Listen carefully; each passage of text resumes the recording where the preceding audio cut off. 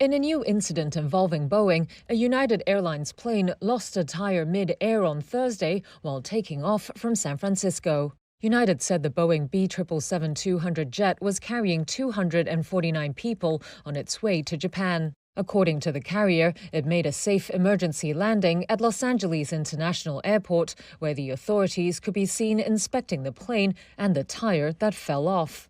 Reports say the wheel fell into an airport parking lot and that no one was injured. It happened the same day as the U.S. Transport Agency's report on another incident aboard a United Airlines Boeing flight in early February. It involved a MAX 8 jet's rudder pedals being stuck while trying to land at New Jersey's Newark Airport. According to the agency's investigation, the captain said the pedals were stuck in neutral as they were trying to keep the plane on the runway centerline. No one was injured, according to the report. Boeing said it worked with United to diagnose what happened, saying, quote, "The issue was successfully resolved with the replacement of 3 parts and the airplane returned to service last month." The plane maker has been under scrutiny in recent months after a mid-air cabin panel blowout on a 737 MAX 9 jet early January.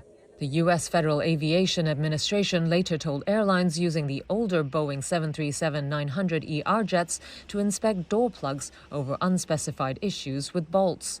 And last month, the FAA ordered inspections in 737 MAX airplanes for loose bolts in the rudder control systems after the plane maker recommended them in December.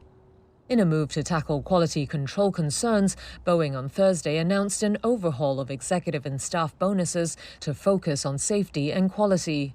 60% of the payout will now be based on metrics of those 2 components for its commercial planes. It also said this year's operational goals will be exclusively focused on safety and quality. U.S. President Joe Biden laid down some economic dividing lines on Thursday. In his State of the Union address, he vowed to raise taxes on big companies and the super rich. I propose a minimum tax for billionaires of 25%, just 25%. You know what that would raise?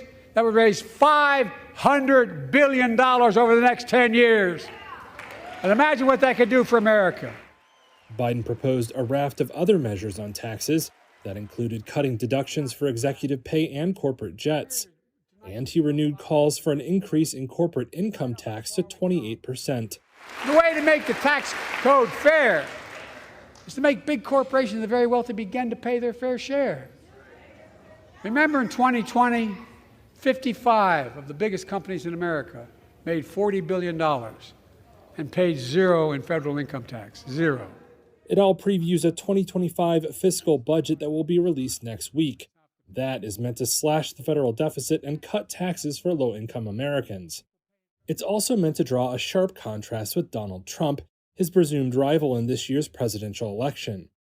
Back in 2017, the then-President Trump signed a law that slashed taxes on companies and the wealthy.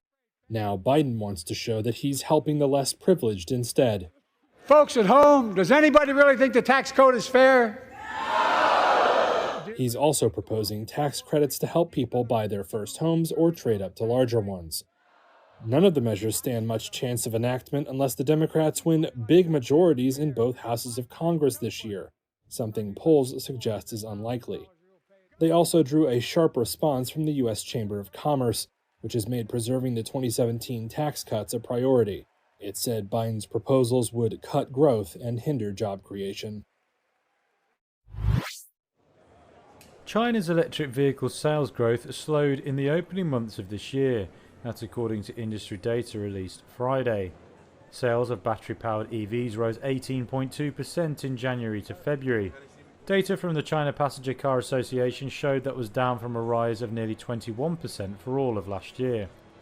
China's EV industry is witnessing a price war between major brands.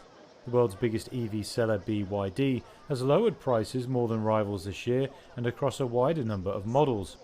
It's cut prices of the 13 models that made up the vast majority of its total China sales in 2023 by 17%. Local rivals Geely and Xpeng have also discounted heavily. The price war was originally sparked by US pioneer Tesla in a bid to hold market share. However, figures out earlier in the week showed sales of its China-made vehicles falling 19% on the year in February. Other data Friday showed China's auto exports in February rose 18% to 298,000 passenger cars. New energy vehicles made up more than a quarter of that total. Exports have become a growth engine for car makers struggling with weakening domestic demand, but China's rising auto export strength has caused friction. European authorities have launched an investigation into whether Chinese EV makers unfairly benefit from state subsidies. The US has also begun a probe into whether Chinese-made vehicles could be used to spy on Americans.